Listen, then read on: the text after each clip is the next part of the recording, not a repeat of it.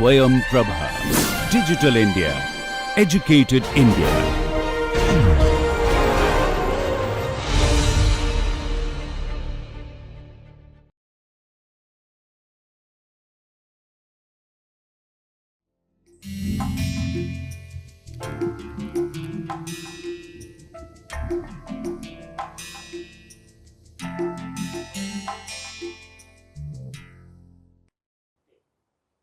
Hello everyone. In the last class we started discussing about the eddy viscosity model, and we looked at the zero equation models like the Prandtl Mixing-Smith model, Van Rist Mixing-Smith model, Sebeeke-Smith model, okay. And then we started talking about the two equation models, and we derived the equation for the kinetic energy, turbulence kinetic energy, okay, from the first principle, and we found different terms in that, the temporal term, advection term, production term, diffusion term, right. And then we saw that we do not have any way to basically derive the equation for the basically the dissipation, right, or dissipation rate. So, what we did, we followed the basically different terms. I mean, most of the equations that we see, whether it is a mass conservation, momentum conservation, energy conservation, you have these terms available, the temporal term, advection term, and then you have the production term and the diffusion term. So, we use those terms and derive the equation, the dynamical equation, the transport equation for the epsilon, which is the dissipation rate, right. So, I have basically written those equations here, okay. You can see this is my temporal term, advection term, dissipation term, and this is the source plus sink. This is the source plus sink. This is again I am giving you for the standard K epsilon, and as I told that K epsilon model is a class of model. I have been telling there the equation for the epsilon may differ depending on which model you are using. If you are using a standard K epsilon or RNG or basically realizable, right. And you can see there are several coefficients here, okay, which is sigma k, sigma epsilon, and then sigma C epsilon 1, C epsilon 2. So, the values of these also may vary depending on the model. Even for the same model, depending on when it was proposed, you have basically we have seen that these values evolve, and how these values evolve, basically you get the more and more accurate experimental data or the DNS data. You use these models and plot it and see when basically it matches perfectly with the your experimental data or the DNS data, those values you use, okay. In fact, if you are using these models in a solver, you can change these values to suit your requirement, the values of basically C epsilon 1 and C epsilon 2, okay. So, now we have two things, K, which is turbulence kinetic energy, so unit is meter square per second square, right, and then you have epsilon, which is use unit is meter square per second cube, okay. We are looking for nu T, right, which is eddy viscosity, whose unit is meter square per second. Again, we will go back to the dimensional argument. We want to use this K and epsilon and get this nu T, right. So, how do you do that? You can use this basically by going by the dimensional argument. So, this will, if you take K square by epsilon, right. So, this will become meter. So, this will become m to the 4 by second to the 4 by meter square by second cube, right. So, that will become meter square per second, right. So, your nu T must be proportional to, okay, your nu T must be proportional to K square by epsilon, okay. We will also look at like how it is related to the argument that we have been making about the velocity scale and the length scale, right. But for now you can see by the dimensional argument nu T proportional to K square by epsilon, and then we use a proportionality constant which is called C mu. So, this will become C mu K square by epsilon, and if you use the definition of the eddy viscosity which is mu T, then it will be, this is the kinematic eddy viscosity, this is the eddy viscosity, this will become C mu rho K square by epsilon, right, this is epsilon, okay. So, once you know the K and epsilon, which will you can get by solving these dynamical equations along with your mean flow equations, you can find the eddy viscosity, use this eddy viscosity in the equation that you have, the momentum equation as well as your energy equation, and you can solve the problem for the mean flow, right. For more advantage of this eddy viscosity model compared to let us say Reynolds stress model is that it provides more stability to your numerical system. Why? Because as you have been talking that if a problem has got higher numerical viscosity, it is likely to be more stable. Okay, in fact, it is more stable, right. Remember the argument that you had made about this Lax-Friedrich scheme, and we said that it is highly dissipative, right, because it has got a high numerical viscosity. So, in effect, if you talk about the eddy viscosity, we are multiplying. So, we earlier let us say you had mu del u bar by del y, okay, but now by using the argument of eddy viscosity, your effective viscosity became mu plus mu t, okay, del u bar by del y, right. So, your effective viscosity increased. So, that means numerically it has become more and more stable, right. So, that is another argument in favor of the eddy viscosity model compared to trying to get a dynamical equation for the Reynolds stress itself. Okay. Yeah, so this is again I have put all the equations together, okay, for the K and for the epsilon, and I have basically indicated different terms.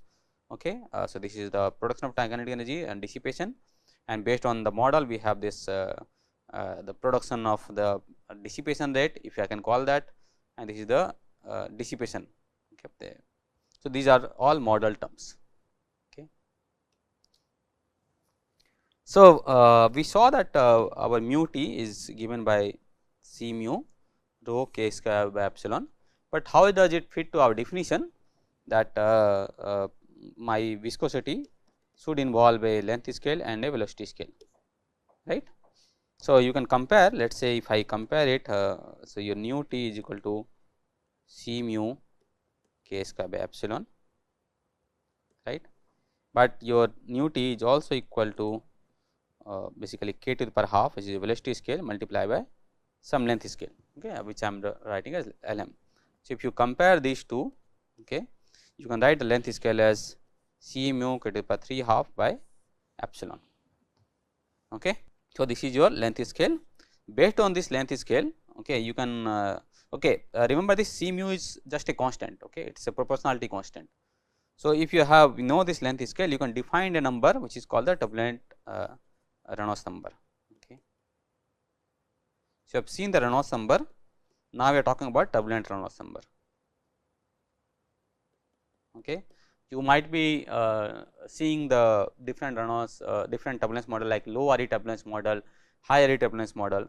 So, that RE there basically indicates the turbulent Reynolds number. Okay, what is RE, turbulent Reynolds number? So, like the way you have the definition of Reynolds number, right? How the Reynolds number is defined? Let me write it here. Okay, so this is Reynolds number is inertial forces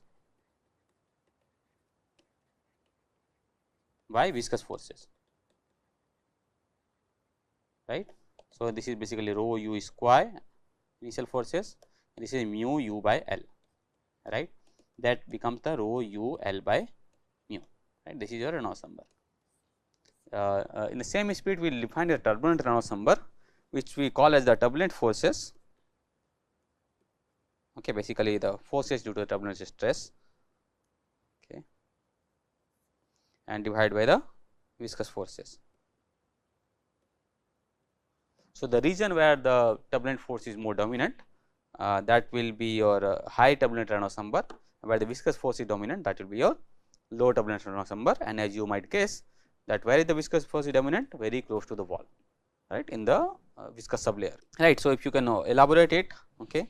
So, we will be writing it, so this will be rho u square, okay, this u square. So, we have to see what is the u square definition, and divided by mu u by L, right. So, for the turbulent forces, the u square definition will be turbulence kinetic energy, because u is k to the power half. So, u square will be rho k mu, and this will be k to the power half.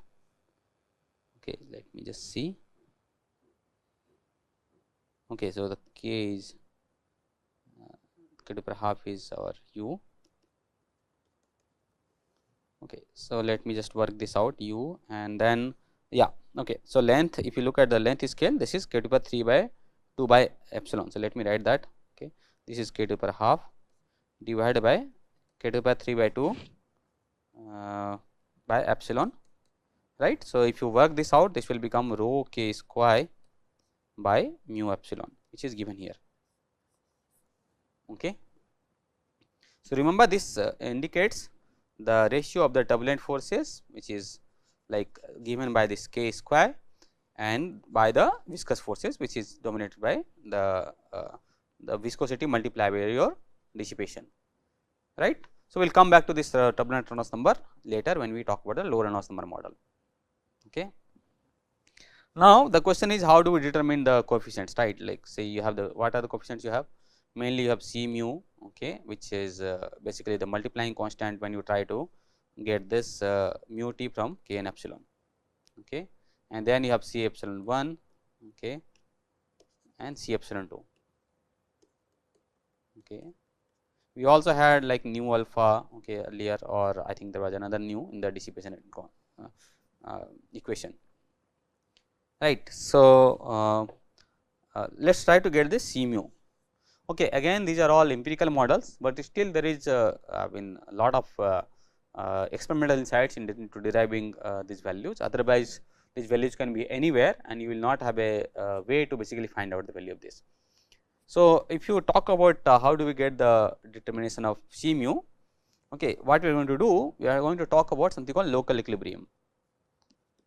Okay, most of the models that you see, the eddy viscosity models which are popular, they actually follow the local equilibrium. What it says is that your production is equal to dissipation, okay, locally. Okay.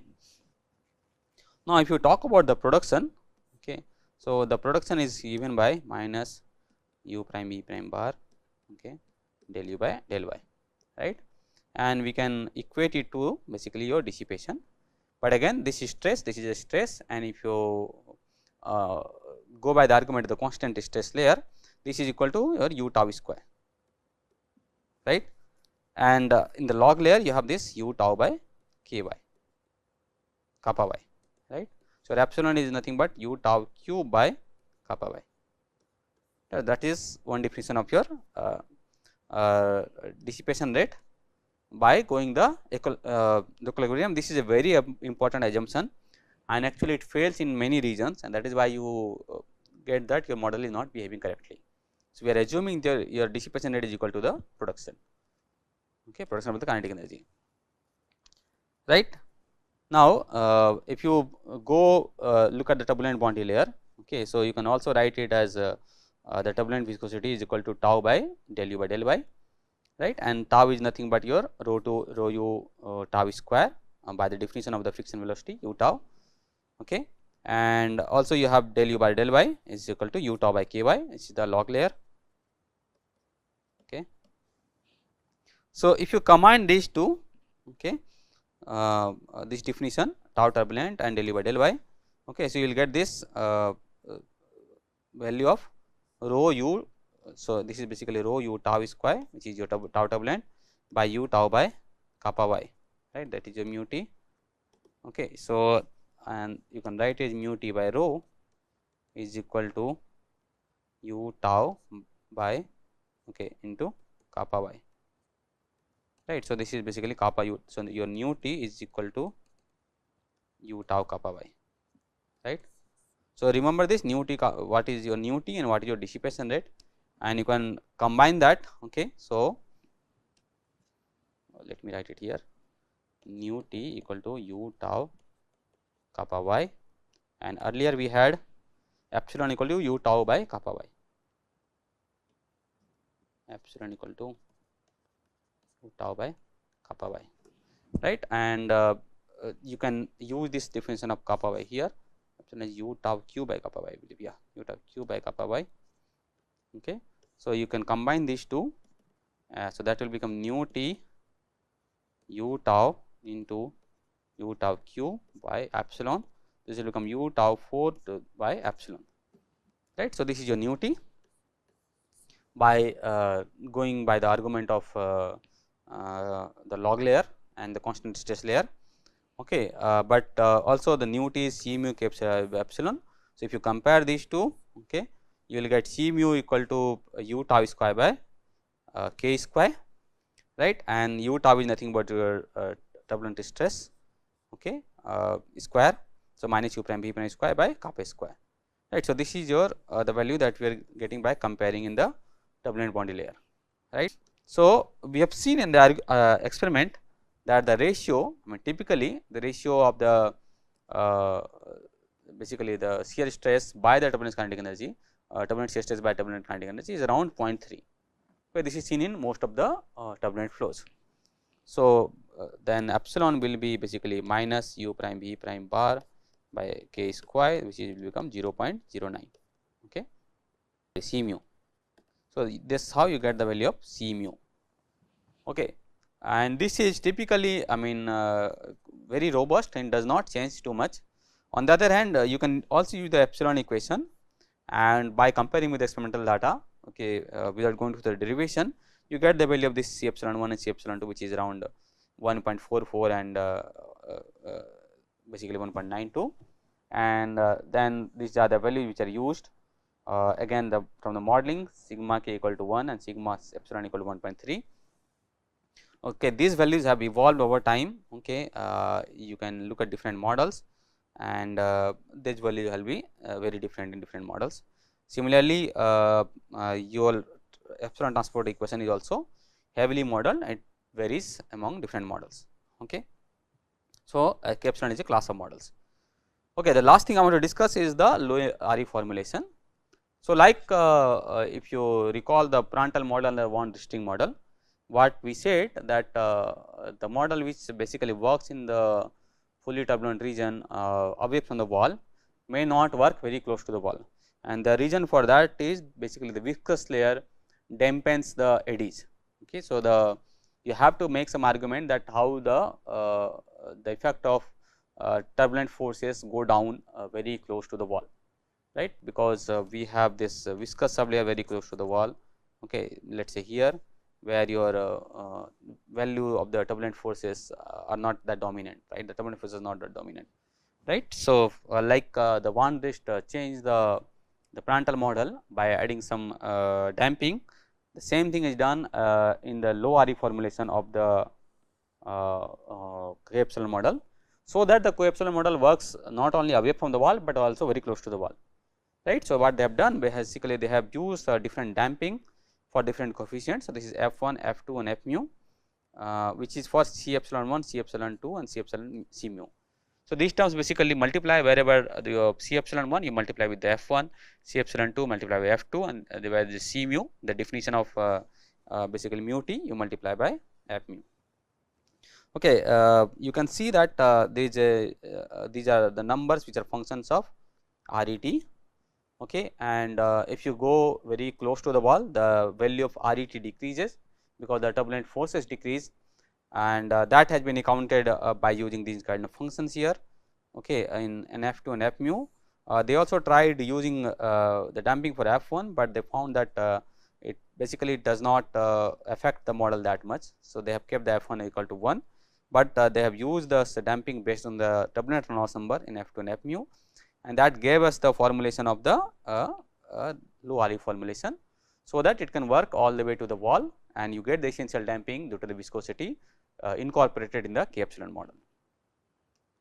Okay, so, this is how you see. So, this is basically if you just look at the f mu, okay, which multiplies with your C mu, right. So, your nu t is basically f mu, C mu and k square by epsilon, right. That is what we had here earlier. I am observing the C earlier. So, you can see that very close to the wall f mu is much less than 1. Okay. So, that means your eddy viscosity is very small, but it will smoothly if you go away from the wall. Okay, it is going to increase, and if you go to the fully turbulent region, it becomes 1. Okay, and that your definition reverts to mu t equal to C mu k square by epsilon, right. Okay, one more topic that I want to briefly mention is the wall function. Okay, so earlier, like when the computers were not very powerful, Okay, what you could do, like you know that how the flow very close to the wall. You know there is a region where u plus equal to y plus, okay, and there is a region, this is typically y plus less than 5, okay, and y plus greater than 30. We have u plus equal to 1 by kappa ln y plus, okay, and plus c1 or b, okay, the intercept. Okay, this is the log law and this is the law in the viscous sublayer, right. So, what they used to do that you can actually provide, you can assume a velocity profile here, okay, very close to the wall, okay, this is the node very close to the wall, and if you can assume or you give that profile to the model and ask it that you do not have to solve it, but you can use this profile directly. Of course, this is valid only when the boundary layer is in equilibrium and when the it is the fully turbulent velocity wave profile, right. If there is a separation or if there is a reattachment, these things will not work because they will not follow this law. Okay, let us say there is a separation, okay, your velocity profile will become like this in the case of separation, right. But for other attached flows, you can use these wall functions.